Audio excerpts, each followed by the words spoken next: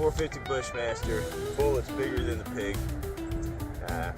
Shot this one this morning. We had, for the last 8 weeks, there were 12 pigs taken off of this spot back here.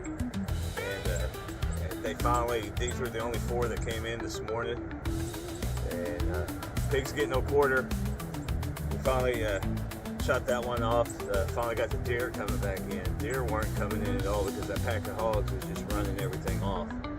So yeah, after 8 weeks of hammering on them, 12 pigs later, finally got the bucks coming back in, big deer coming back in. So that's a good deal.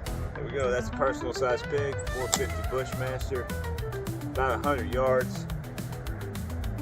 That's it. Keeping it simple.